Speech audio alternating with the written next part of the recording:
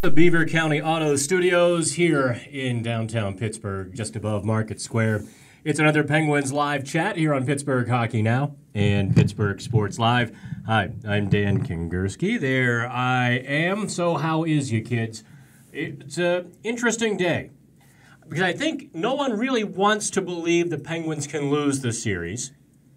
But what you saw on Wednesday night kind of told you otherwise, didn't it? What we're going to do on the live chat here, and I thank you all for joining us.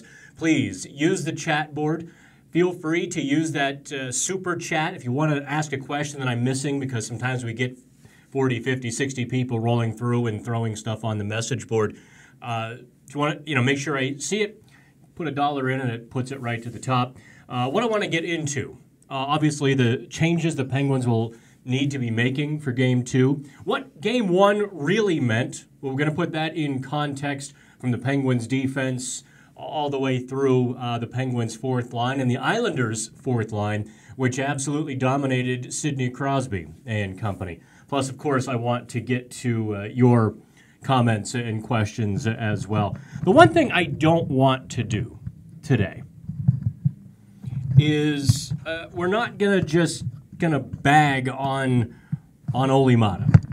That's not because look, and this is the same thing I did with Jack Johnson. And now everyone's like, oh, well, you were kind of well, actually, no one's saying I was right about Jack Johnson because everyone forgets. But it's the same thing I did in the first half of the season.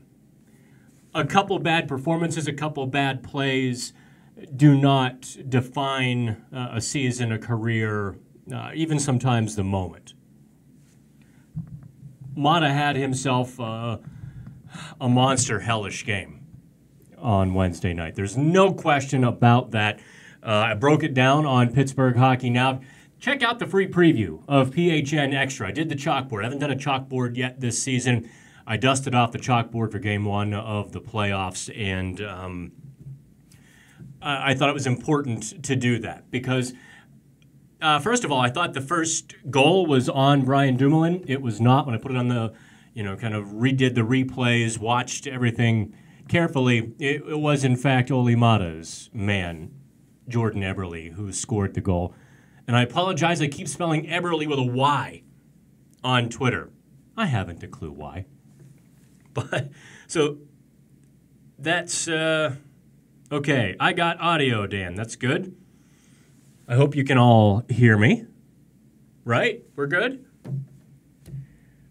Melinda asked, would Sullivan take the risk and try Blueger on the fourth line in place of, well, any one of them? Well, we're going to get right into it, aren't we? Teddy Blueger as a center looked really good. When he was filling in for Malkin playing 12 minutes besides some talent, Blueger looked like a much better player than he does on the left wing of any line. Blueger could play left wing with Sidney Crosby or Matt Cullen or anybody in between, and it's really just not working for him on the left wing at the NHL level. He just really hasn't produced much or been visible when he's on the left wing. And so you're not going to take Matt Cullen off the fourth line. Check your emotions on that. Matt Cullen is the best fourth line center the Penguins have, unless you count Jared McCann in that mix. So the Penguins aren't going to move Matt Cullen. I actually like Zach Aston-Reese playing over Teddy Blueger. I like Garrett Wilson over Teddy Blueger when you put it in the context of the Penguins' best wingers. Garrett Wilson is actually built for playoff hockey, quite frankly. He's also a penalty killer. He can do those things Blueger can do. And Wilson, he hasn't finished a ton, but he still generates more chances in those gritty, greasy scoring zones than Teddy Blueger. So that's why I was very much, I'm in agreement with that with Mike Sullivan there. Amanda said, did you see the no Johnson thing coming? No, well, let me take that back. I suspected it was going to be a hard decision. I think if they scratched Olli Maatta everyone would have been, wow, they scratched Olli Maatta. The only thing that wouldn't have surprised me was if they held Dumoulin out one more game. But it was going to be a very difficult decision, no matter what they did. They're losing a quality defenseman to the press box. I don't think most people did, but I understand not wanting to separate the third pair because they make each other better. I think that was their thinking, Amanda. They don't want to touch the third pairing, Goodbranson and Pettersson. I have to tell you, though, I'm seeing Marcus Pettersson kind of slip back, regress to the mean, if you want to use a Pirates cliche. And I wonder if the Penguins wouldn't put Johnson on that third pairing with Goodbranson and just beat the snot out of whatever line they go up against. Or put Maatta with Goodbranson. I think Maatta and Pettersson have very similar games, minus about 2 or 3 inches of height. And that's really about the biggest difference. Oh, did I call you Melinda? I'm sorry, Medina. I'm sorry. Brian. Hey, Dan. Heartbreaker last night. Well, for you all. I apologize, I'm not a fan, right? This is one of those things. Not being a fan allows me to sit here today and explain what happened. Where'd all my pictures go? I've got a bunch of stuff. Let me, because I pulled all of the Olli Maatta photos. So let me add as I talk here. They somehow vanished. Hoping Pens can come out on top. Brian, I was talking with some hockey folks last night, and the general consensus around the league for people who know what they're talking about is that the Penguins will still win the series. Let me tell you this, though, everyone. Oh, man, I have to roll through like tons of photos to get back to my Maatta stuff. The general consensus is the Penguins will win, but the Islanders are going to push them. And if the Penguins do not play their best hockey, if they try to play as they did in the first period last night, when they were at 7 speed, maybe 8 speed and intensity, and the Islanders turned it up to 11. This is what happens with underdogs who come into the playoffs who haven't been there in a while, especially if they've drawn a home crowd. Their first game at home, in this case it just happens to be game 1, they tend to do pretty well in game 1 because they throw their best punch. It's like the analogy I would use is a boxer coming out in the first round trying to knock the champ out, throwing a couple haymakers, dropping the guard, and throwing. The Islanders didn't drop the guard, but the Islanders threw against the Penguins last night. And I thought as the game went along, the Penguins were adjusting. The Islanders owned the scoring chance ratio in the first period 60-40. And it probably wasn't even that close. The Penguins dominated the scoring chance ratio in the second period. Then in the third period, both teams kind of buttoned up, and each team only had 7 scoring chances. But the Penguins just missed a couple grade A's, especially Sidney Crosby, who, he made a couple too many passes last night. No question about that whatsoever. Let me add a few more Olli Maatta photos here before we dive straight into all of this. I have to do 2 at a time, or at least I want to do a couple of these because I thought it was really important. Everyone's going to bag on Olli Maatta today, but to do it properly, right? Isn't that what Pittsburgh Hockey Now is what I try to make it about is just getting the right knowledge and right information. So let me get back to the chats here. Bluger instead of Wilson?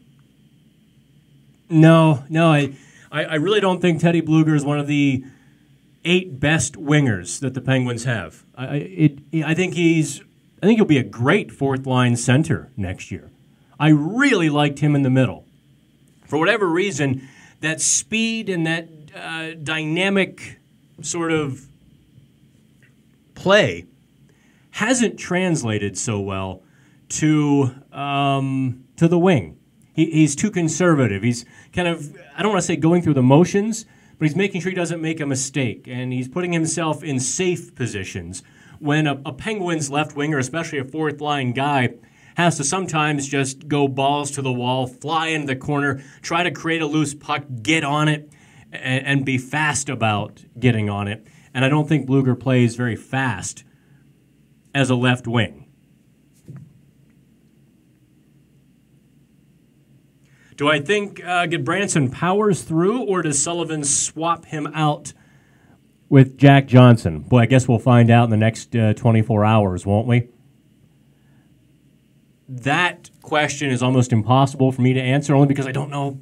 Goodbranson might be fine today. Might have been a Charlie horse, a bruise. You get a little rub down, you get a shot, you're fine. You put a brace on it, might have been a little bit of a twisted knee. You brace up, you go back, you're fine 2 days later. It very well could have been, right? Or if there is an injury, partial tear, deep bruise, sprain of some sort, then that becomes really tough, doesn't it? Because you don't want Jack Johnson on the right side. This is what I argued back in November and December before they acquired Marcus Pettersson. And even after they acquired Pettersson, Johnson was still playing the right side, but for whatever reason, it worked a little better with Marcus Pettersson. I want to see Jack Johnson on the left side. But the only other person who could, Penguins would be forced to either move Dumoulin back to the right side, where he played the last couple of games of the season, or put Zach Trotman in. Yeah. Goodbranson was really kind of the rug that held the room together, wasn't he? Because of his right-handedness, he anchored that third pairing in a way that no one had all season. Yes, if Goodbranson can't go, Jack Johnson draws in. But if you're asking me the pairings, what happens then? Oh, boy. I would have no idea. Tell you what, though, here's one thing. Getting into the Olli Maatta discussion, or should I say Olli Maatta. Here is the biggest thing, and this is the overhead shot. 12 and a half minutes to go, third period last night. Tie game 2-2. Murray never saw the shot. I think it was from, Ryan Pulock who let it loose from the point, or it might have been Leddy. Regardless, there's Kuhnhackl in the crease. Tom freaking Kuhnhackl. And somehow Kuhnhackl was channeling his inner Connor McDavid last night. But Maatta has to move him. You can see here, though, Maatta is just kind of defending him. Well, if that the shot actually went just wide of the far post, Murray never saw it. If that shot is into the traffic, it was a better shot, or even short side, Kuhnhackl has a 50-50 shot at deflecting it. Maybe higher if it's a good shot, nice and down low. And the Penguins are in a very dangerous position. This is what Jack Johnson is built for. This is why the Penguins acquired Jack Johnson, was to clear up that mess, was to move Tom Kuhnhackl out of the crease, was to move Nelson or Bailey or whomever else was crashing the net last night, get them out. And I thought the Penguins left a dirty crease. I thought the crease was dirty last night. Murray was having trouble seeing the puck, and the Penguins' defense was not doing enough. And that's why I wonder if Johnson shouldn't draw in over Pettersson as well. Just because I don't think Marcus Pettersson did a good job of keeping the net clean, and I thought the forecheckers got on him quite a bit and took a couple penalties, and he wasn't as clean in Game 1 as you need Marcus Pettersson to be. Do I think the Penguins will adjust in Game 2? What do I think about Columbus's win? All right, let's talk a bit about. I'll come back to Olli Mata. I'll come back to Mata. Don't let me forget, okay? First of all, when I saw 3-0 in the first period, was it, with Tampa, I thought the series was over. I said Columbus was either going to give Tampa Bay all they can handle, or they're going to go quietly. There's not going to be a bunch of 4-2 games in a 6-game series.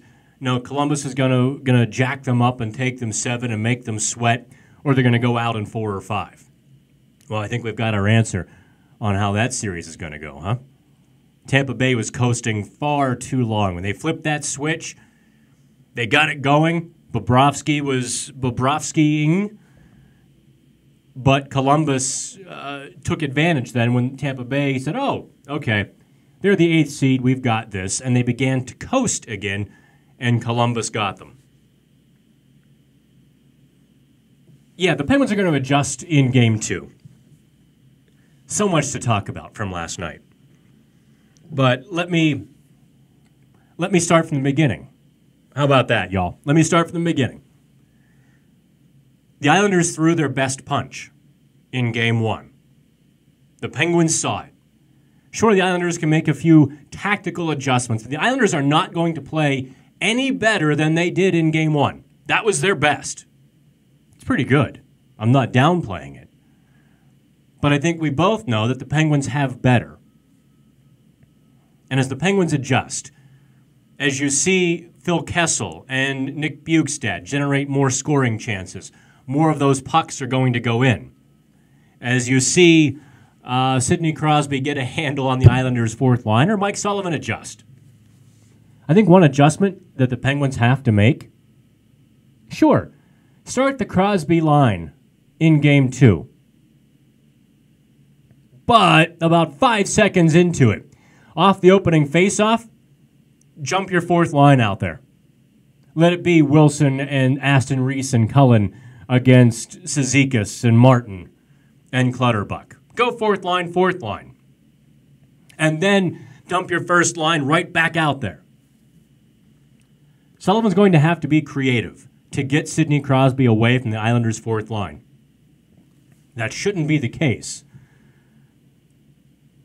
But what you saw last night was Gensel and Rust were not able to take the puck away on the wall, so that put the line at a disadvantage.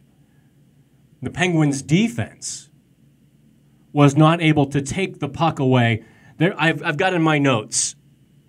It was in the third period, just after that. Just after this, where Matt Martin was on the right wing wall and Mata came over to defend him, and Martin just shrugged him off. Absolutely just disposed of Olli Mata. That's where Jack Johnson's going to come in. Matt Martin won't dispose of Jack Johnson. So the Penguins have to create a few more loose pucks along the wall, be a bit more disruptive. They can do it. It's going to require a bit more physicality than the Penguins showed last night. A lot more physicality, actually. I actually wonder if they might shuffle Jared McCann up to that line and put Gensel back on the left side. Those are things that, as they really break down the film. I was up till 5 in the morning. I did as much as I could for you. I apologize. I didn't do more. But that's where we're at with it. I think the Penguins can make a few tweaks. I don't think the Penguins have any reason to panic just yet. All right, let me get back here. I don't want to miss anybody. Okay. Lickety Splits Bowling Club. All right. Where is Lickety Splits Bowling Club? use an external mic when doing player interviews. It's horrible and nearly inaudible. I do my best, man. I can only have, like, what am I supposed to, like, Heisman pose? Film here and hold the mic out there. Most of the player interviews, at least in the Penguins locker room, I think are pretty audible. Sometimes in a small room, the visiting rooms, when it gets loud, I hear you. It's just a matter of this channel is set to promote Pittsburgh hockey now, Pittsburgh sports now. This channel, in the next 12 months, it might break even. But we're not going to spend thousands to hire people to go hold a mic just for locker room video. Can't help you on that just yet. Maybe in a couple of years, if the hockey seasons don't kill me, you got my word, lickety splits. I'll have someone to hold an external mic. We do have them, mic flags, with our logo looking all cool. But it's just logistically kind of impossible right now. Mutation says, when we made it to OT, I was like, we're going to lose.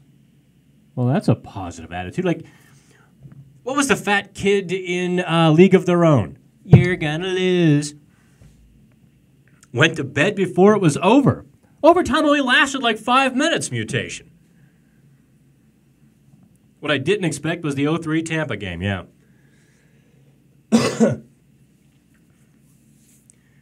Lickety Splits goes, you're Dan Kingerski? Why, yes. Yes, I am. Yeah, you used to listen to me on 93.7 The Fan until politics and stupidity got involved. I'm not going to say any more. Okay. Hey, Chris, do you think Trotz outcoached Sully last night, not allowing the Pens to get to their game and dictating term and pace? I don't think that was Barry Trotz. One of the Penguins, or one of the hockey folks that I talked to last night, told me something I thought was spot on. And what my guy said was, look, the Islanders are bought in. They buy into Barry Trotz 100%. From the first second of Game 1, they were adopting that simple, gritty formula, and they were all in. The Penguins have to warm up. For better and for worse, that's just what the Penguins have to do. Let me add a few more photos here because you don't want to be looking at my ugly mug. And where else do I want to add? What else do I want to add? More Ole Mata stuff. And there's Brian Dumoulin.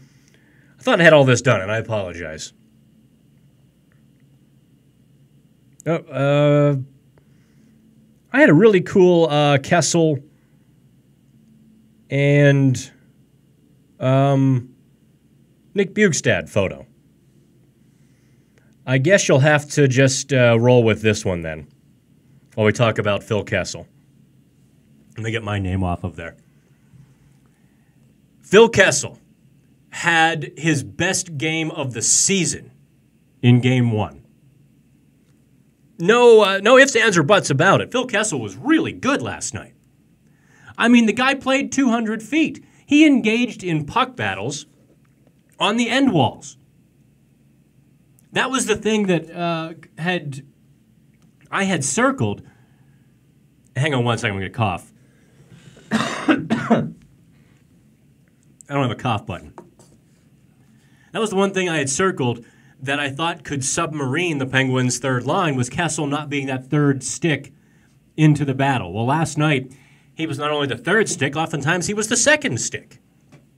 So he really helped that third line.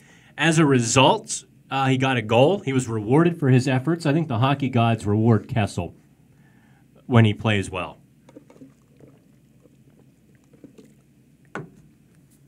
I don't know what it is. This cold. I guess it's been about a week now Had a family funeral last week, and a bunch of just kids and their snot. And everyone's touching everything, and you know you're getting sick, but you go through it anyway. You shake everyone's hand and keep a little Purell wipe in your pocket. And don't tell anybody because they get offended. I mean, seriously, it's like flu season. What's wrong with just like fist bump or nodding? Hi, how are you? Have to shake everyone's hand. I am such a curmudgeon. But this cold has just lingered, and it's kind of gone through different stages, and I haven't slept in much for weeks because the nasal spray like peps you up. So I'm shooting nasal spray like it's comes on a spoon. But so now my throat is sore. Anywho, Phil Kessel played a whale of a game. He and Bjugstad and Dominic Simone dominated scoring chances. They dominated Corsi. They dominated in every phase of the game over the course of the game. And that's the important part. I think Crosby rallied at the end. Where's Sid? There's our boy, Sid.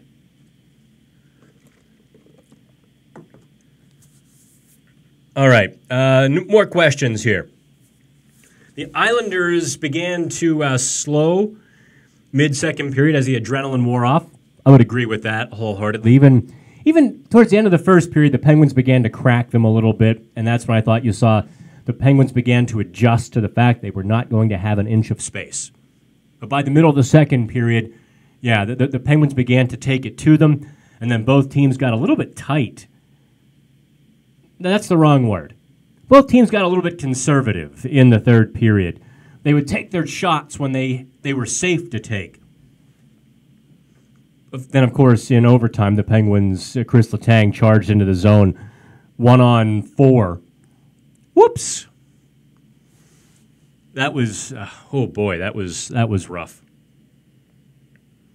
But yes, Brian, what you are hinting at does swing in the Penguins' favor, because as I think I was starting to say earlier, the Islanders threw their best shot. We haven't seen the Penguins' best shot.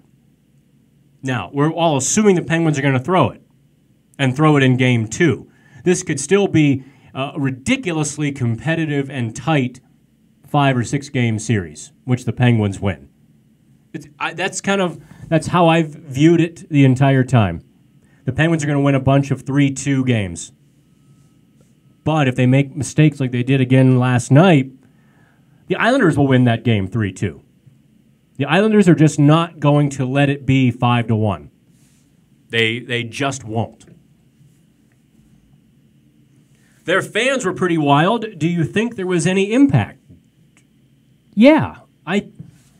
Here is what I have criticized PPG crowd, the PPG Paints Arena crowd over. Yeah, it has an absolute impact. On some of those nights when the Penguins are flat. Do you think that happens to Winnipeg very often? Playing in front of their home fans? Even if you're not feeling it that day, you had a terrible day,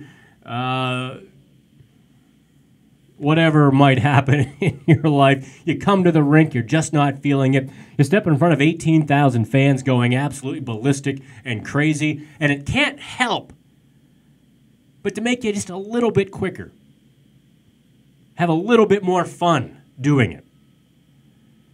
The PPG Paints Arena crowd, as Thomas Greiss called them, it's like a mausoleum in here. He did say it, not me. And that was before the couple Stanley Cups raised the prices and drove the last vestiges of the crazy fans out of the lower bowl. It does. The Islanders were geeked anyway. They could have played that game in a parking lot, and the Islanders would have been on level 9 or 10, but the crowd took them to 11. No question about it. Yeah, Brian, you are correct. Lehner didn't really freeze a lot of shots last night. I thought he was rubber. He was a little springy. and the Penguins just couldn't find that rebound. Too often, what happens to the Penguins, and this is why Mike Sullivan says, hold on to the puck. We have to hold on to the pucks. The Penguins were taking, let's call them good shots, or at least mediocre shots. They didn't get the rebound chances because they were taking them too quickly. It was one and done too often for the Penguins. 44 shots. How many rebound chances on that, right? They had a couple. Don't get me wrong. Phil Kessel had one and just missed, and I think Bjugstad had one, but the puck was kind of hopping past Hornquist. Or, truth be told, Malkin and McCann were firing the puck before Hornquist was in the slot or in the crease doing some damage. Hornquist was on his way there, and the puck was already coming out. That's a problem. That second line especially is going to have to hang on to the puck and make more judicious shots. And when they do that, Hornquist will reward them. Why did the Penguins start to give up so many chances in OT? They were going for the win. And when the Penguins try to go score a goal, the Penguins forget about the other 100 feet of the ice. When the Penguins flip that go-for-it fire wagon switch, they're terrible. They are just an awful hockey team because they think they're good. The Penguins think that they're talented and the best.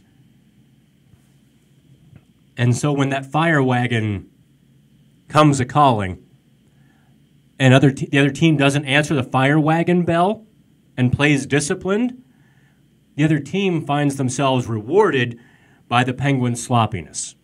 And the book is out now. The other teams know this. When the Penguins start going crazy, other teams know to hunker down and play very, very smart hockey because they'll get a chance, or four. Aaron asked, what did I think of the high hit on Dumo? The refs were letting the boys play, but do you think that was a clean hit? Yeah, that was in the first period, right? The bloody nose, and I didn't think too much of it, quite frankly. It was clean. It was a shoulder. It was high. Dumoulin had his head down, kind of fishing for the puck, and it was a bang-bang sort of, guy coming in, Dumoulin going over. I think most hockey people would tell you that they were just fine with it.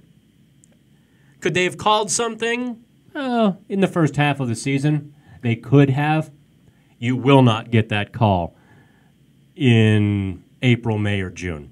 You just, unless there was really flush contact, chin, shoulder, and it really wasn't that flush to the head. It was kind of up here-ish.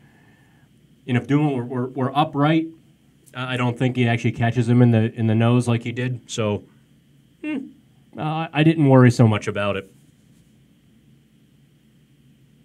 Oh, I apologize. Looks like I'm missing a lot here. Sorry, guys. I can see some... Thanks, Mutation. I did make a couple moderators to kick out the trolls, and I see some trolls rolling in. Thanks for booting those guys. Okay, I'm going to skip ahead now. I'm going to chop off some of the comments here in the middle. D'Lo wonders why Crosby was doing so poorly. Yeah, it really was a matter of getting Crosby the puck. And when Crosby has to go battle for the puck, I didn't think that his line mates were necessarily able to support him as well. It just, in totality, the Penguins line lost the battle to the Islanders' fourth line. It just, that can't happen again. So I think you might see McCann, or if you don't, I think they might put a little steel toe on the boot and give it to Brian Rust, if you know what I mean. They might let him know that wasn't good enough. Are they going to call up the Black Aces? I don't know who the heck you'd call up at this point. Corey? Who are we looking to see? The Penguins really don't have much in the way down in Wilkes-Barre. Yeah, I guess Juuso Riikola and Adam Johnson would be nice to have handy, but yeah, I know fans got really excited about the numbers Ethan Prowl put up, but until he improves his skating, he is an American Hockey League guy. All right, Mutations, I got to be up at 6 a.m.? Me too. Stillwell. That's the name. Thank you, Medina. Stillwell? Here's a chocolate bar. Okay, Pens were not ready for the pace or the intensity, says Jason. Mata to the pine. JJ will be exactly what he's been all year. Physical, defensive-minded. We needed that physical aspect bad. Let's get back to Olli Mata, since somebody brought it up. That goal Tommy Kuhnhackl scored 33 seconds into the game. Here's the problem. Letang was changing. And this picture doesn't show it as well as I'd like it to. But you can see how... Look, when Kuhnhackl got the puck just on the offensive side of the red line, Mata was just inside the blue line. He slammed on the brakes and backpedaled as hard as he could. And I thought that was a problem.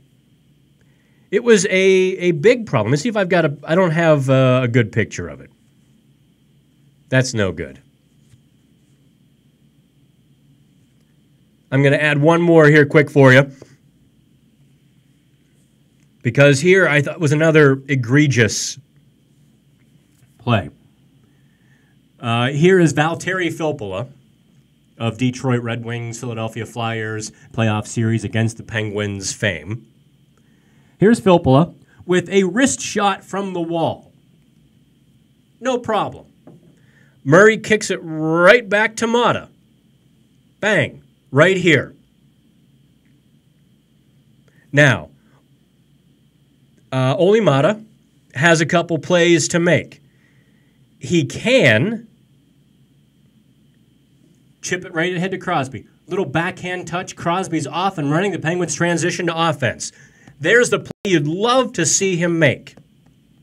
But okay, if he doesn't make that, there's still other plays he can do. He can wrap it off the end wall to the other side if there's somebody available. The Penguins were changing. The side of the ice was open. I think that would have worked, but he can see better. However, it didn't work. What Mata did, and let me, I don't have, I have to go to the article for the picture. Let me cancel all of that out. And, okay, where is my Olli Mata article? Here, Olli Mata. And I hate to beat the bejesus out of Mata. But here's what happened next. Come on. There we go. You can see my Apple toolbar and all the windows I've got open. Anthony, I can never say his name properly. Beauvillier comes sweeping across the slot through Sidney Crosby, takes the puck from Olli Mata because Mata tried to pivot, stop, and play it forward. That is time and space you do not have against the New York Islanders. That play will not be available in Game 1. It won't be available in Game 7. It won't be available anywhere in between. You've got to just play it. When you've got a quick outlet and Crosby was there for the puck support, you got to play it. And Mata tried to wheel around and make this the regular season play. And you see what happened. Look, right there. There's the two plays he could have made. And there's the play he did make. Or should I say didn't make. Now what's significant about this, 5 seconds later, Beauvillier to the point for Nick Leddy. Go-ahead goal. that turnover directly resulted in what could and maybe should have been the Penguins' loss in regulation. That's kind of a problem, yeah? Where's my name? Let me get back to the chat board. I do appreciate you all jumping in.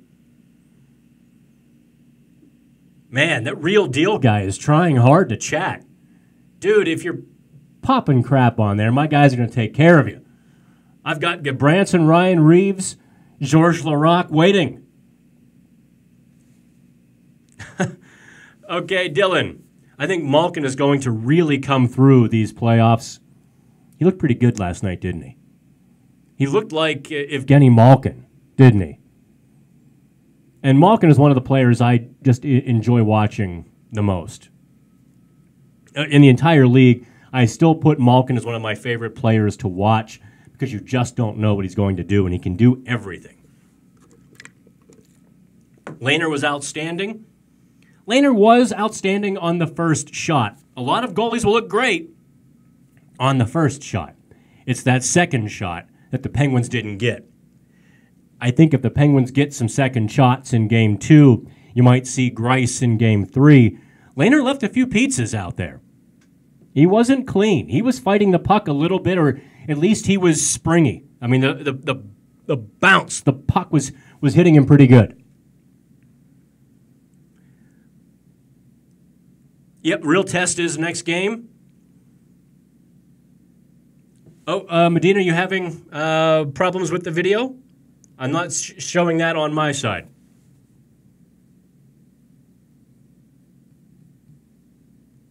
All right, Jason, I'm at the end now. I'm at the bottom, so let the new chats go, or if you want, kick a buck into the super chat. I'm not going to say no to it anymore, and that way your question gets highlighted at the top for me, and it does help support Pittsburgh hockey now. I don't know. I'm not going to do any telethon here. Don't worry.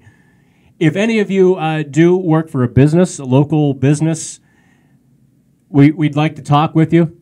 We unexpectedly lost one of our main sponsors on Pittsburgh Hockey now. They pulled money out of online advertising, and that kind of left us at the worst possible moment, the playoffs. Took a nice chunk of coin out of our pocket, so we're quickly trying to replace them. There's certainly nothing nefarious about it. They made a decision, and they had an out window.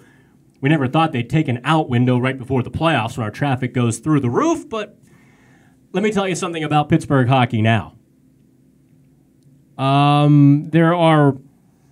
We consider ourselves a beat outlet. We cover the Pittsburgh Penguins every single day with original content, with professional writers. We consider ourselves part of the crew. Of the five of us, if you include Pittsburgh Hockey Now, with the newspapers and the other subscription sites, a lot of days we're second place. Most days we're third place. Imagine how far we've come. Insane. And I love it. We had more unique visitors in February and March for just hockey coverage than our closest subscription competitor had for all of the sports. We're pretty proud of that. And that's why I'm up till 4:30, 5 o'clock in the morning on a game night, just cranking out as much. And I hope you find it intelligent content, or at least relevant, with a bit of snark tossed in sometimes, too. I have to amuse myself occasionally. I tell you, I amuse myself a lot. We have to, we do that to keep pace with the other guys, because if we take a day off, our Google ranking just falls off the table. So we have to keep going every day. If you work for a local business that could use a few 100,000 eyeballs taking a look at you, drop me a DM. Same goes for a PHN Extra subscription. If you watch these chats and you want a PHN Extra subscription, I'll be doing the chalkboards, the report cards. We'll be having some exclusive locker room content as well, at least on the days when the Penguins are at home. So I will happily provide to you the private sign-up where you get a 33% discount. $9 off of the annual subscription. Happy to give that to you for watching these live chats. Let me get back to the chat board we go. Where can I subscribe? I dig the live chat. Can't find the folks who love talking hockey. Brother, you found them. All right, Jason? Just, there should be a little button right beneath the video you're watching that says subscribe. Or if you want the PHN Extra for the extra content on Pittsburgh Hockey Now, it'll say PHN Extra. There are those little squares, or just go to the page and click on any of the pay articles, and you can sign up that way. Or actually, you know what? No, just DM me at the Dan Kingerski right there on your screen, and I'll send you the private link, and you can get the big discount. Time to try a new HBK, Hornquist, Bluger, Kessel. Interesting. Where would you put Matt Cullen? Cullen, let me see it out here.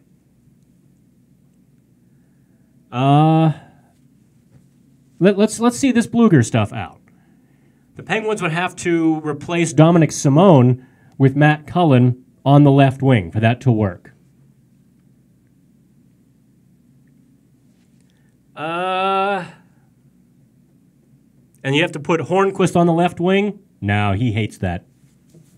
Absolutely. Yeah, just it's not kosher for he or Kessel to play on the left side. They smile, but no. By the way, this makes noise. Could you hear that? Take off, you hoser. Good day, eh? Good day, eh? Take off. Wait, let me draw it back so you can see it. And there we go. I was such a terrible parent.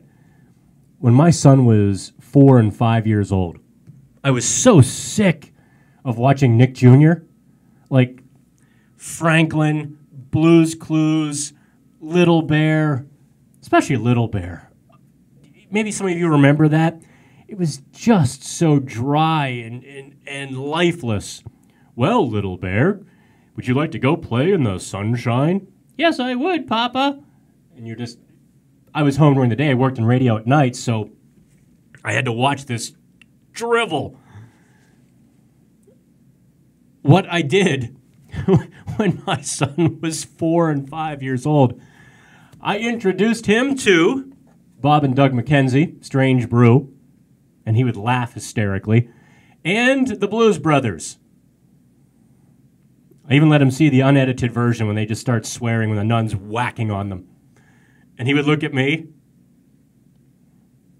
to see if he was allowed to laugh. I'd give him the okay. Most of the time we just watch the TV version. But every now and then. I mean, come on.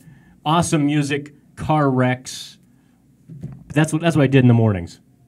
Let's watch the Blues Brothers today, Kurt. That was actually pretty good.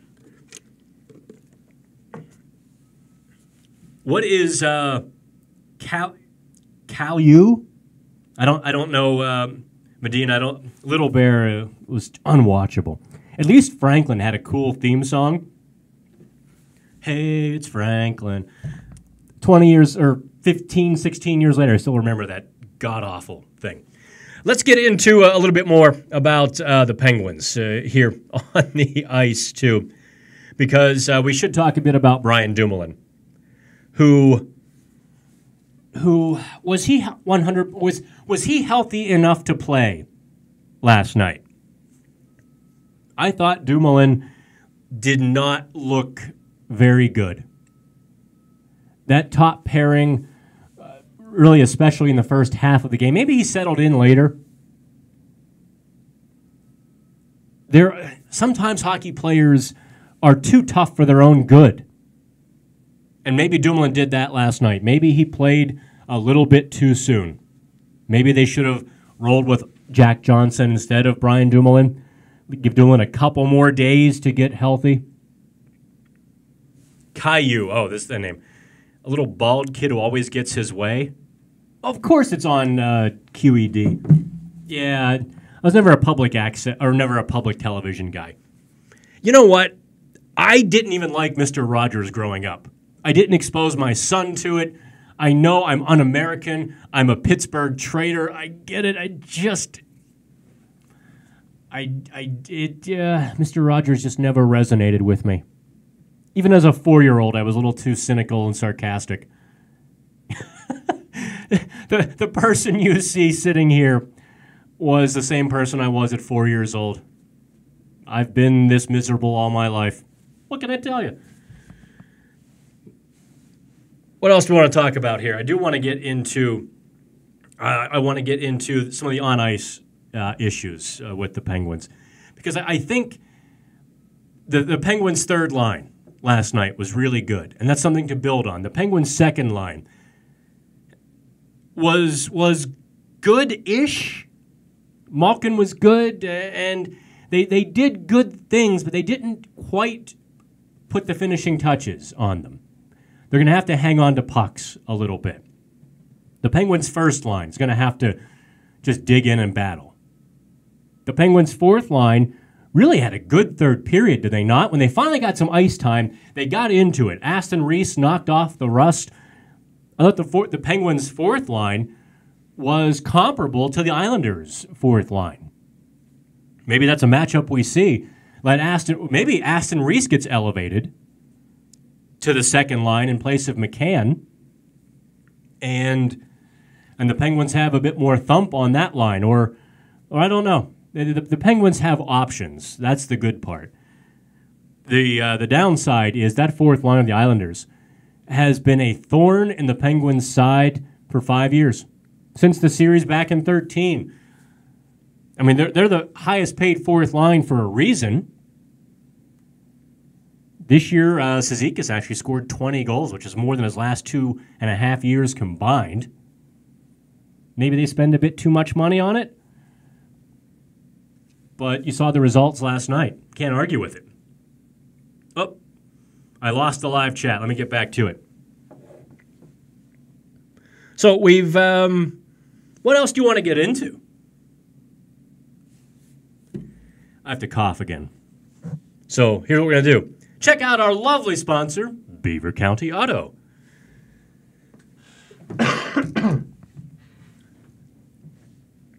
Y'all don't need to see that. Geez, we've done 53 minutes already. So looking ahead to Game 2, I think I've maybe beat up the problems a little bit much. Mike Sullivan is going to have to make some adjustments and tweaks for Game 2. I think the Penguins need Jack Johnson in that 6. Whether they rest Brian Dumoulin, whether they rest Olli Maatta, whether they give Marcus Pettersson a blow, it doesn't matter. They need Jack Johnson on that left side. You want Jack Johnson on that wall. You need him on that wall.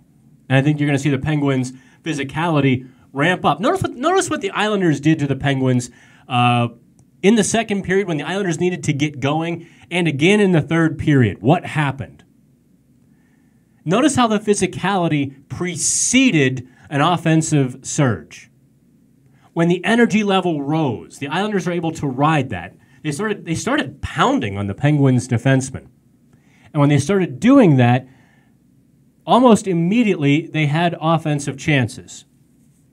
Now, this is what drives me nuts about a lot of the what term should I use? A lot of the online crowd who knows what they know because someone else knows it too, and they can't be wrong because someone else knows that they're right, and the other person's right because they know what the other person knows too. They all know the same thing, and they're right because they all know the same thing. How can they be wrong if they all think the same thing? That must be the universal truth, right? And anybody who comes against it is wrong. In short, group thinkers. Where was I before that? The physicality aspect of hockey. You say, well, Jack Johnson's numbers are subpar.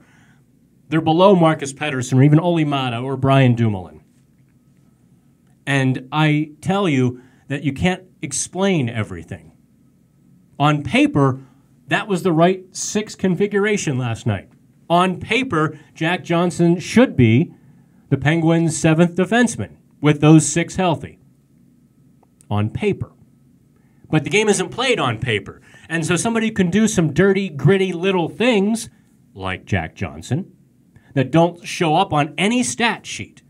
You don't get a hit awarded for bouncing Tom Kuhnhackl out of the crease. Jack Johnson wouldn't get a hit for dumping Kuhnhackl into the wall here. But Matt Murray would make a save. Matt Murray would have seen the puck that went whizzing past just wide of the far post. There would have been no deflection opportunity. And there would actually probably would have been no sustained offensive pressure because A, Murray gobbles up the puck, or B, he's able to steer the rebound to a defender, and off the Penguins go. Those are the things that just don't show up. Worst case scenario, Johnson is a little bit hard-handed sometimes. There's a rebound in front, and Johnson just bangs it off the glass back out the center. Everybody regroups, and they try again. That's worst case scenario. I would take that over this opportunity because a better shot and the Islanders score.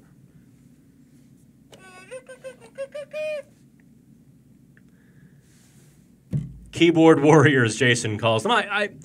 I have been far kinder. I think I kind of just I spent my ammunition in December. And for those of you who've been with us all season, you know the analysis and insight that I provided. Hopefully, you've found some value in it. The thing that gets under my skin is when people opinion shop. You're only as smart as the level of agreement you have with the customer, and that drives me nuts. It's almost like the Burger King media effect. Have it your way. Screw that. I'm going to tell you the truth. And hopefully you care about the game and are open-minded enough to say, oh, well, this dummy who has spent years making no money covering hockey and has kind of embedded himself in the field there might know something I don't see on TV because I hate how hockey is covered on television. They show you this much. Here's just half of the offensive zone. Bang, right there it is. I mean, you really should see more than this. And there's the screenshot. That's all the camera showed you. Now, can you see the play or anything going on right there? You can't see anything. Or you see this. And you have no idea what's happening at center ice. I mean, for God's sakes, our televisions can now be seen from space and they cost $300. I'm old. I remember having to spend like $800 or $900 on the first HD TV. Woohoo! It's a 54-inch flat screen. Look at this. Now my TV will connect to the internet, tell Amazon, Facebook, and the government what I'm talking about on the comfort of my own couch. So products will pop up on my phone, and they cost $400 for the pleasure. Surely they can stop filming hockey or camera angles of hockey as if we're all still watching those big old wooden console tube TVs, right? Show me the ice surface. Give me the scope of it. In fact, you know what? I'll pay more for it. So on nights when I'm not at the arena, I want to see the far side of the ice. I want to see away from the puck and that play, because that's where the game happens. Anyway, I guess I'm going off on a tangent. We're coming up on a full 1 hour. I really do appreciate y'all, more than you know. This is the time of year when, sadly, you all become my life, because it's every other day now. I'm writing every single day, 4 times a day, and trying to fit a life into that schedule? Nah. I still have the pictures in 2017. In July, I finally got away from the keyboard. My legs were so white that strangers were making fun of me. We went over to Arsenal in Lawrenceville, and a bunch of us were sitting there having kind of an afternoon, and people were like coming up to me to make fun of me. I was so pale. My legs probably still haven't recovered with any pigment. But that's gonna be it. Never see breakdown analysis on gameplay anymore. Caulfield does all right, but that's only on game nights. Well, I'll tell you what. Those of you who are all still with me, open door policy for things you would like to see broken down. I don't always have the time to do it right. I didn't do this series justice. There were some wrinkles that Barry Trotz does to the Penguins that I really wanted to break down and diagram. I just, with everything else, practices, writing, and I'm doing a couple other personal projects so that, I can help a few other people out. I'm actually starting to help with Medicare, helping people with their Medicare. I enjoy it. I don't have 90 hours a week for it, but it's something that I feel like I can sleep at night, when I can anyway, because I'm helping a few folks. So doing all of that, I didn't have time to really grab the video and show you. Did you see what the Islanders' penalty kill last night did? They they pulled Tom Kuhnhackl off the point, so they had a single point person going left, right, center, back and forth, while Kuhnhackl sagged to take away that cross-ice pass. That actually led to Evgeny Malkin's goal, because Malkin looked over to Kessel, saw Tom Kuhnhackl, said to hell with it, and shot it. Like he should. More often. Fire it. Hornquist was in proper position, and he lit the lamp. That was one of the definite things I want you to watch. That's maybe one of the easier things, too, because it all happens in such a compact space. You can see how Barry Trotz maneuvers that four-legged box or four-legged table of the PK and what he's trying to do, what he's trying to take away. There were several times over the course of the Penguins, was it 2 or 3 power plays they had last night, where all 4 Islanders collapsed, not just below the dots, but below the circles. They were all within 10 feet of the net, just kind of trapping the Penguins down there. Now that's going to open up that low to high game. Chip off the wall, back to the point, blast away with all of that traffic. But what you have to do to get that is some puck possession as well. So if you want the PHN Extra subscription, please DM me. Let me get rid of that. DM me on Twitter. Not there, let me put me there. My fresh and smiling face. I'll send you the private sign-up link. You can get the monthly on PHN, or you can get the year at a pretty big discount, and I'm happy to have you. Open door policy for all yins. That's going to do it for me today. We will be doing more of these through the playoffs. Good Lord willing, playoffs go a couple or a few or more rounds, and we've got time to do it. I'd like to move. I'll follow me on Twitter. I'll be putting out alerts. Maybe I start going Monday and Thursday, depending on the Penguin schedule. Maybe I'll work around the 2 games a week or 3 games a week they're going to play, just because I know there's a lot to talk about. So until we do this again, I guess we're going to do this, tentatively speaking, let's call it next, maybe we do Monday and Wednesday next week. No, that's not going to work. I guess we'll have to go,